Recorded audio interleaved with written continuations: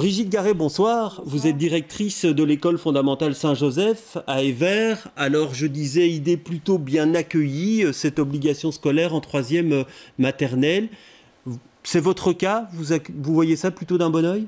Oui, plutôt d'un bon œil. Je pense que les enfants ont vraiment intérêt à bénéficier de tous les apports et tous les apprentissages qui peuvent être faits à l'école maternelle, et ce de manière régulière. Actuellement, dans votre établissement, vous avez l'impression qu'en 3e maternelle, il y a encore régulièrement des absences qui peuvent nuire à l'apprentissage et aux élèves? Oui, il y a des absences, particulièrement en début d'année scolaire, quand les parents prolongent les vacances, et aussi quand les vacances sont anticipées, et donc les enfants finalement parfois ne fréquentent plus l'école pendant 3, parfois 4 mois, et donc pour certains qui appréhendent... Ah oui, ça va jusque-là, 3-4 mois. Oui, tout à fait. Ouais. Et donc là, c'est préjudiciable, vous le voyez en première primaire. Oui, parce que souvent, enfin en tout cas dans l'école dont je suis directrice, tous les enfants n'ont pas le français à la maison comme langue maternelle, et donc ils sont baignés dans 2 langues, et quand on ne parle pas français pendant 3 mois, c'est compliqué de s'y remettre. Michel Deher, bonsoir. Bonsoir. Vous êtes échevin de l'enseignement communal à Scarbeck. Est-ce que vous avez l'impression, vous, qu'il y a beaucoup d'enfants de la commune qui ne sont pas scolarisés en maternelle?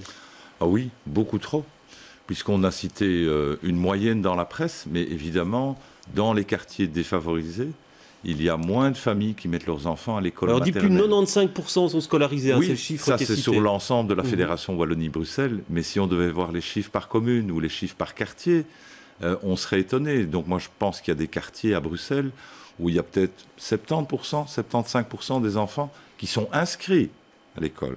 Après, il faut encore voir la fréquentation réelle. Donc, en ce sens, c'est une bonne mesure, mais je vous le dis tout de suite, pour moi, elle est insuffisante. Oui, c'est-à-dire?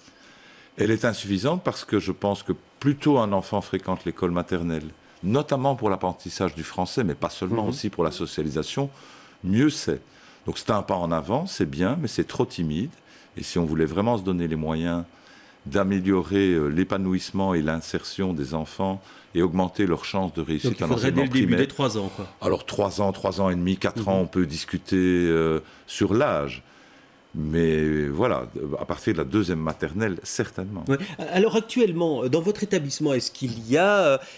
bon, je vais employer le mot rappel à l'ordre, mais c'est peut-être pas le bon terme. Est-ce qu'il y a des mesures incitatives pour dire aux parents, oui, il faut que vos enfants viennent à l'école en maternelle? D'abord, il faut changer l'image de l'école maternelle. L'école maternelle, elle fait pleinement partie de ce qu'on appelle l'école des fondements.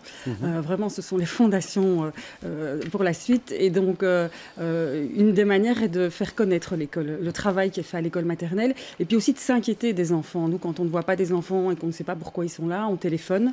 Voilà, parfois on arrive à avoir un contact, une information. C'est un travail de conscientisation. Ouais. Alors Michel Deher, c'est vrai que la fixation de l'âge scolaire, c'est d'une compétence fédérale, mais apparemment il y a des leviers d'action en Fédération Wallonie-Bruxelles pour contrôler la fréquentation scolaire. Alors ici, on se baserait en 3e maternelle sur apparemment des comptages, et il faudrait 80% de taux de présence. Ça va pas être difficile à organiser? Ah oui, ça va être très difficile. Madame Carré vous dirait que c'est encore du travail administratif en plus pour les directions d'école qui en ont déjà assez et qui aimeraient bien faire autre chose, notamment de la pédagogie. Ça, c'est 1. Et 2, écoutez, il y a un paradoxe formidable. Donc, on va inciter, c'est très bien. Après, on va constater qu'un enfant n'a pas fréquenté assez. On va lui refuser son inscription en première primaire. Vous ne sentez pas le droit d'interdire et les pouvoirs organisateurs, les directions d'école ne se sentent pas le droit d'interdire On peut toujours se donner le droit, mais alors quoi? On va faire redoubler l'enfant en 3e maternelle. Et par ailleurs, on nous dit qu'il faut lutter contre le redoublement. Et quand on veut faire redoubler un enfant en 3e maternelle, il faut un dossier carabiné et obtenir une dérogation. Donc là, il y a quelque chose qui cloche. Donc on comprend bien l'incitation, on est d'accord, c'est mieux que rien, c'est un petit pas en avant, mais encore une fois, c'est totalement insuffisant. Et on va renvoyer aux directions d'école maternelles, primaires, qui vont devoir dialoguer ensemble. Écoutez, avec tel ou tel élève qui a un taux de fréquentation insuffisant, qu'est-ce qu'on fait? On l'inscrit pas? Et c'est, à mon avis, un recours aussi. Oui, effectivement, puisqu'il y aurait des signalements, il faudrait un taux de présence. Comment, vous, directrice, comment vous imaginez ça? Écoutez, en fait, moi j'imagine en fait que c'est le transfert de ce qu'on fait déjà pour l'école primaire, avec d'autres chiffres. Donc des enfants qui ne fréquentent pas l'école primaire régulièrement, comme il y a obligation, l'école primaire, comme il y a obligation, ben voilà, scolaire, je dois le déclarer à la communauté française. Et donc je devrais faire la même chose pour l'école maternelle. Alors il faut, enfin voilà, ça me paraît une charge administrative énorme et surtout pas très porteur, parce que voilà, je pense qu'il y a vraiment un autre travail à faire. Pour que les enfants fréquentent l'école où ils sont majoritairement inscrits. Oui, vous disiez n'y a recours, effectivement, c'est le risque si à un moment donné on dit ben non, votre enfant, il ferait mieux de rester en 3e maternelle parce qu'il n'a pas assez fréquenté l'école maternelle ou la 3e. Voilà, donc moi je crois qu'il y a un consensus politique en Fédération Wallonie-Bruxelles pour vraiment rendre l'enseignement maternel obligatoire. 3 ans, 3 ans et demi, 4 ans, c'est une autre question. Mais en tout cas, on voit qu'on n'y est pas parce que manifestement, il n'y a pas d'accord au niveau fédéral avec la Flandre et la communauté germanophone. C'est dommage, mais bon, c'est comme ça. Et ici, on prend une mesure, mais qui me semble un bon pas en avant et insuffisante. Et on obtiendra des bons résultats à partir du moment où c'est obligatoire, purement et simplement. Ici, on va dans l'appréciation, le conseil, la conscientisation. Et ce n'est pas toujours facile parce que nous savons que Bruxelles est aussi fréquentée par des familles fragiles, parfois par des familles qui ne maîtrisent pas le français, ni les règles. Et puis à un moment, on va faire notre travail, on va réussir, on va faire de l'accrochage avec certaines familles, et on va rester avec toute une série d'enfants et de familles, où on va rester en situation d'échec. Oui. Et puis après, la patate chaude, c'est pour nous. Oui. Alors, Madame Garret, on connaît le boom démographique, la pression sur certaines écoles. Est-ce qu'il y a, on va parler de votre établissement et les autres que vous connaissez à Evere, est-ce qu'il y a assez de place aujourd'hui pour inscrire tous les enfants en maternelle ? Alors, il y a beaucoup d'écoles qui s'ouvrent et ça pousse comme des champignons, les écoles. Pour moi, il n'y a pas de vision globale et c'est vraiment une difficulté. Je partage la même réalité que la directrice de l'école communale qui a son école au bout de la rue chez moi.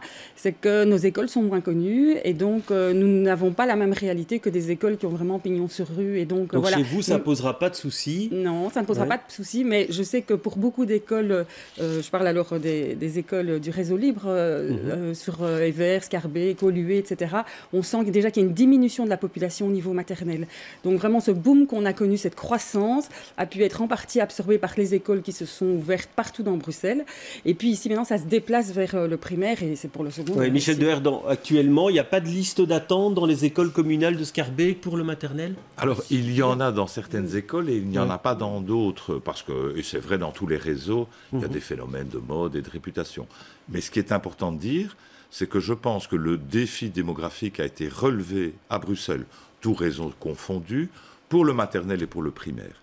Par contre, notre inquiétude à tous, c'est qu'effectivement, tous ces enfants vont grandir.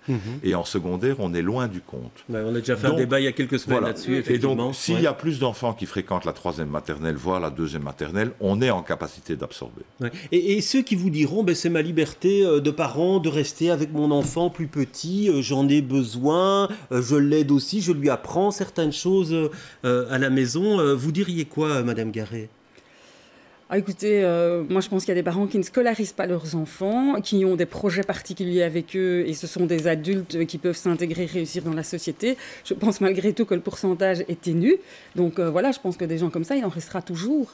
Maintenant, je pense que pour une frange de la population, c'est vraiment être conscient de tout ce que l'école maternelle peut apporter et peut être comme vecteur de réussite pour... Et donc c'est-à-dire, c'est quoi l'apport principal de la maternelle aujourd'hui ? Alors, il y en a plusieurs. C'est d'abord rentrer en contact, c'est tout l'aspect sociabilisation, rentrer en contact avec les autres. Il y a des enfants qui vont aux crèches, etc. Donc ça, c'est déjà fait. C'est la question du langage. Et puis, il y a un langage particulier qui n'est pas la langue française. Il y a un langage particulier à l'école. L'école a des codes, l'école a des implicites. Et donc, voilà, c'est tout, tout ça qui favorise la réussite. Vous partagez tout à fait cet avis. Ah oui, je dirais même que la fonction première aujourd'hui à Bruxelles de l'école maternelle, sa mission première, ça doit être l'apprentissage du français et du français particulier à la vie scolaire.